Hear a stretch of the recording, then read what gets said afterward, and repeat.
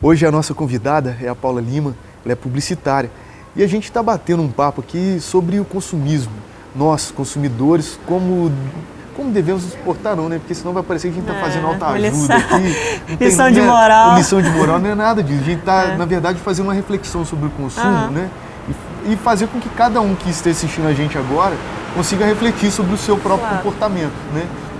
E aí, justamente, consumir é uma coisa, ser consumista é outra, completamente diferente. Sim. Só fala a sua opinião sobre isso, ou até mesmo conceito. Aí depois eu quero fazer uma pergunta com um gancho do que a gente teve no bloco passado. Assim, na realidade, acho que o apelo todo é que sejamos consumistas, né? Mas, por exemplo, eu não vou falar que eu não sou consumidor. Então, assim, eu consumo.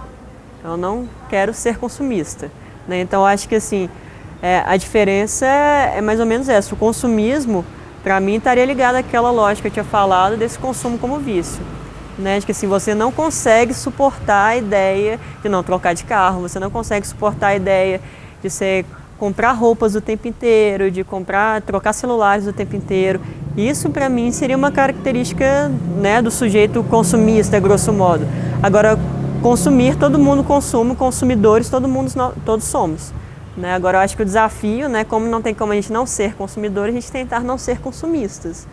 Né? Então, eu acho que essa é mais ou menos a diferença, assim, mas no volume mesmo e na lógica que você tem com os produtos, né? Você descarta o tempo inteiro, né? Às vezes você pode comprar, por exemplo, né, o descarte está muito ligado né, a essa lógica do consumo como vício. Às vezes, não necessariamente se eu compro 3 óculos, eu me tornei uma consumista. Agora, se eu fico, eu compro, jogo fora um, jogo fora outro e tal, para aí no final das contas eu comprei 30 óculos no mês, aí, né, no ano, isso já seria um consumismo. Eu acho que é difícil, assim, você basear até onde você é um consumista, até onde você é um consumidor, né? Acho que é difícil.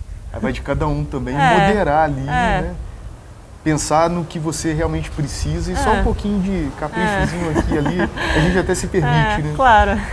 Agora, o que é interessante, que você falou, começou a falar, né, no bloco passado, seria do capitalismo abarcar toda forma de consumo. E nessa é onde entra camisas do Che Guevara. Ele tem que incorporar até o que nega ele próprio e vende. Esse seria um trunfo dele, né? Com mais certeza. Um dos... Não, assim, o que eu acho muito interessante é nesse processo de ressignificação, né, dos produtos. E às vezes, no caso do Che Guevara, por exemplo, uma ressignificação a partir de esvaziamento, né? Então, assim, por mais que as pessoas saibam que ele tem uma ligação com Cuba, que ele tem uma ligação com o socialismo, o capitalismo, com a revolução, atuante, né, assim, o capitalismo, se ele for, né, a pessoa quando ela vai te convencer a comprar essa camisa, não vai ser por causa disso, vai ser mais numa lógica, eu sou alternativa, acredito, não sei o que lá, eu vou comprar uma camisa. Então, esse próprio perfil das pessoas que compram essa camisa, às vezes, do Che Guevara, você já vê que é um processo de ressignificação que esvaziou o sentido original que ele tem e ressignificou com uma outra lógica, né, que não é original. Né? O Habib's fez, assim, eu fiquei revoltadíssima, tentei mandar mandei um e-mail para o CONAR, por exemplo, né, que é o órgão de regulamentação da publicidade, que o Habib's fez uma campanha toda pautada no Fidel e no Che, né? Então, assim, é um absurdo, era uma gozação de 2 líderes que eles são importantes para as pessoas, não somente para os cubanos, não, né? Para as pessoas de esquerda, são pessoas importantes. Então, assim, não tem nenhum problema você denegrir a imagem dessas pessoas, né? Agora, se fizesse uma propaganda denegrindo a imagem do Bush, eu tenho certeza, apesar de toda a falta de simpatia dele nos Estados Unidos, que os Estados Unidos não permitiria. Mas você denegrir a imagem de uma pessoa de esquerda não tem problema, assim, né? Incorporar não tem problema. Em alguns casos até sinta-se orgulho de não gostar desses caras. E aí, a internet, ela é um vetor interessante para que as pessoas divergentes ao capitalismo, que questionam o capitalismo, atuem. Porque é óbvio que é diferente para quem estampa uma camiseta para um protesto.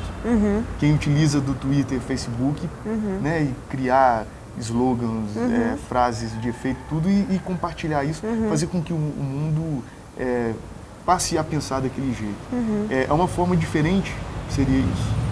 Quando parte da própria pessoa, ela produz. Como é que você enxerga hoje a internet em relação dela com a publicidade e com as pessoas podendo fazer uso disso? É assim, primeiro com a publicidade eu até tinha escrito, o meu blog está desativado, mas eu tinha escrito um texto sobre isso, que teve uma campanha da Havaianas, tinha uma menina, né, almoçando com a avó dela no restaurante e chegava o Cauã Raymond e tal, ela, nossa, a avó, ela, que lindo e tal, parará, parará, mas ele é casado. Aí a avó dela falou, mas quem disse que está falando em casamento? A gente está falando de sexo. Né? Então, assim, era uma propaganda que tinha uma brincadeirinha, mas, assim, eu particularmente não acho ofensiva, mas o fato foi, milhares de pessoas no Twitter acharam super ofensivas. Então, assim, se as pessoas, né, os publicitários ficaram revoltadíssimos, né, que moralismo e tal, tá, independente se foi moralismo ou não, as pessoas não gostaram e a gente tem que respeitar, não, a gente não está fazendo para elas. Então é muito fácil a gente falar, né, não, que moralismo, mas a gente quer que elas comprem esses produtos, então fazem propagandas alinhadas com o que as pessoas que compram querem ver.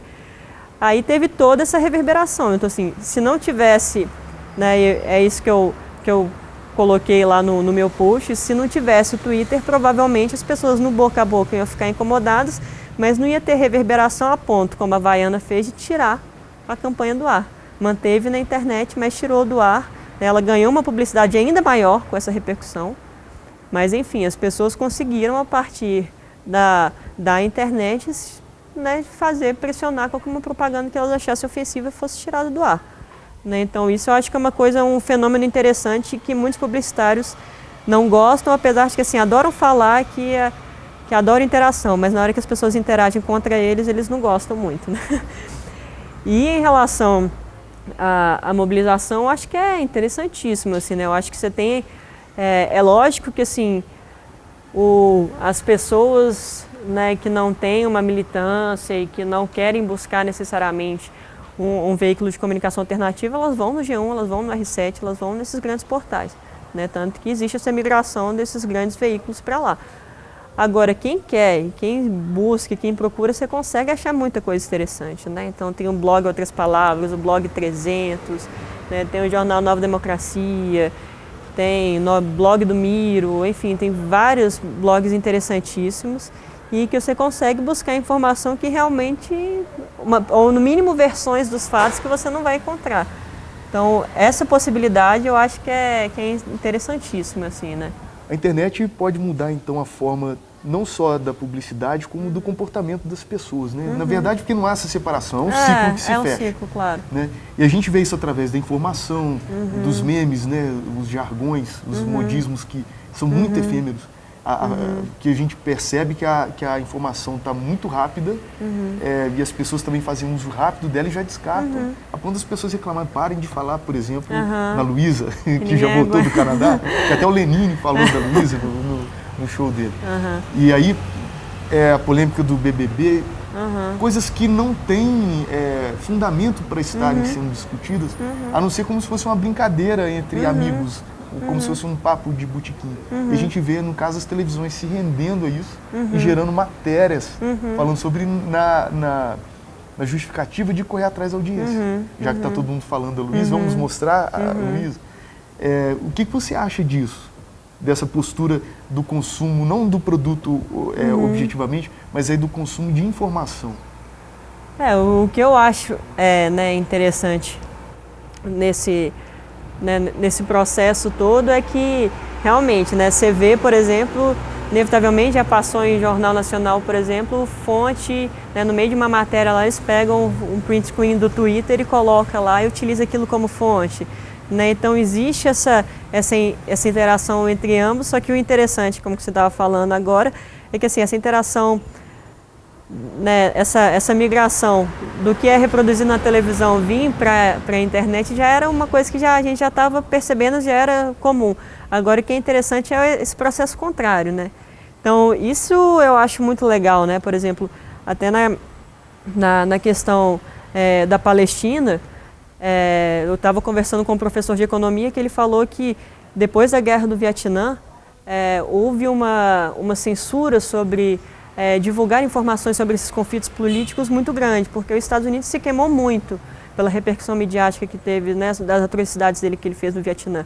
Então a questão da Palestina, por exemplo, existe há anos e, né, agora mais ou menos em 2008 e tal, voltou a ter um espaço na mídia. E voltou a ter um espaço na mídia porque os palestinos começaram a ter todo um processo de coletar informação e de reproduzi-las na internet, porque obviamente eram os lugares que eles estavam. Então assim, começou a se ter tanta informação que era impossível você não falar delas. Então isso eu acho que é um fenômeno que, assim, sobre alguns assuntos, obviamente, né? Mas tem algumas coisas que eu acho que, felizmente, vão ficar inevitáveis de serem ditas, dependendo da repercussão, seja baboseiras, como seja a coisa da Luísa, ou seja coisas importantes mesmo, que se tiver repercussão demais é impossível você não falar. Às vezes você vai falar para queimar o filme, mas você vai ter que falar, porque não tem como não falar, né? As pessoas já estão falando sobre isso. E tem um projeto de lei agora nos Estados Unidos, corre o risco de ser aprovado, embora a minha avaliação é que isso não aconteça, porque ele é muito drástico. Eu queria saber a sua avaliação do que porque seriam indústrias do entretenimento, principalmente, que estão contrárias a essa liberdade que existe na internet. Então, sob a chancela de que está havendo pirataria e que eles não estão perdendo dinheiro, não estão tendo lucro, eles querem ter poder de decisão sobre isso. Tanto que hoje mesmo no Facebook o pessoal já compartilhou uma comparação falando que o preço, a pena para quem baixar música da internet, compartilhar, fornecer ela para as pessoas baixarem, é de 5 anos. Aí falou assim, se alguém compartilhar a música do Michael Jackson, pega 5 anos de cadeia. Agora, o médico que foi acusado de ter assassinado o Michael Jackson, pegou 4 anos de cadeia. Só para você ver a gravidade dessa lei. E, assim, e como que ela está fora de nexo. Aí eu já dei minha opinião. Eu acho que ela está fora de nexo. Quero saber a sua opinião. Assim, eu acho que essas leis podem existir, mas a internet é um lugar de que, assim, né, eu estava lendo agora há pouco, por exemplo, um site, eu não sei se é um site oficial do Wikileaks Brasil, mas que eles estavam ensinando como que você posta uma denúncia anonimamente.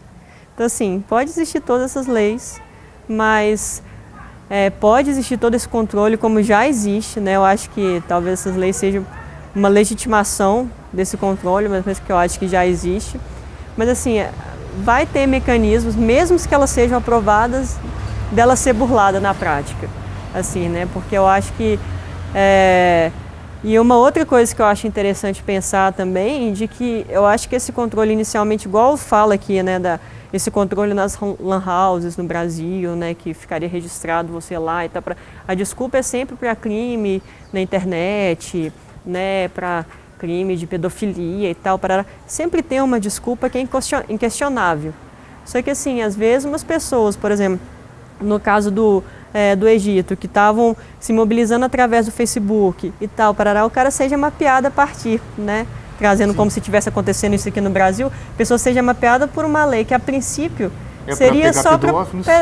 Então a mesma coisa nessa questão dos Estados Unidos, proibir pirataria e tal, mas provavelmente é para perseguir militante, né, depois vai ser para prender preso político, porque está estourando o Occupy Wall Street lá. Então essas leis, se você entender o contexto, você entende até o que está por fundo, né? Porque a princípio é só pela pirataria, mas eu acho que é muito mais preocupante do que somente isso, né? E aí você acha que quem vai sair vitorioso? Não sei, viu? Assim, eu não arrisco a dizer não, mas assim, eu acho que, igual eu estava falando assim, eu acho que até para eles é mais interessante, eu acho que sempre essa questão de você legalizar, você escancar o controle, né? Eu acho que assim, o Google já é um dispositivo de controle gigantesco, o Facebook já o Twitter, né, que divulgou em 2006, né, passou para a Biblioteca Nacional dos Estados Unidos os tweets relevantes de todo mundo, né, ninguém me perguntou se eu queria, mas eles entregaram. Então, assim, já são dispositivos de controle, né, então eu acho que às vezes é mais interessante você ter esses dispositivos de controle sem as pessoas saberem do que taxar uma lei. Então, eu acho que às vezes eles sairiam perdendo mais, mas assim, eu não sei em que nível é esse controle que eles vão ter, mas assim, eu acho que a gente vai sair... Duas lutas. Uma, para a empresa não dominar a internet, não ter controle sobre ela, e a segunda é a nossa em relação ao Google, Facebook, Twitter, de não fazer uso das nossas informações. Claro. Seria isso? Ah, com certeza. Seria isso. Aí você avalia que isso seria um instrumento hoje, a internet, para abalar o capitalismo? Pelo menos desterritorializar, por ser algo global? Eu acho que ele dependendo se você, né, igual a gente fala, se você for um ativista tanto nas redes quanto nas ruas. Né? Então, assim, se você transpor isso agora, eu acho que é legal, né? Eu acho que quando você curte uma página, você curte uma causa da Palestina, você está divulgando, você está transmitindo informação, mas se você não for para a rua, eu acho que não vai mudar.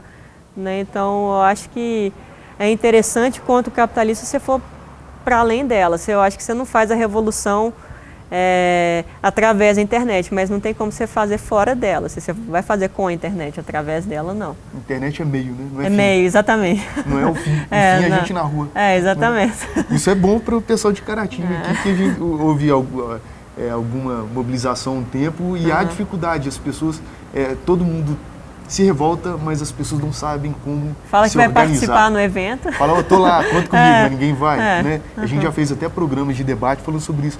As pessoas se indignam, não têm consciência, mas como elas se organizam? Por que elas não se organizam? Mas está lançado aí, então, o desafio, né? Com certeza. Vão apropriar dela. Muito obrigado, Paulo. Obrigada. Por você ter aceitado esse nosso convite. Já veio lá de BH só para essa entrevista, né, Paulo? Eu que agradeço. Muito obrigado. Obrigado você também, aí de casa, que acompanhou o Doctor Entrevista. E até a próxima semana.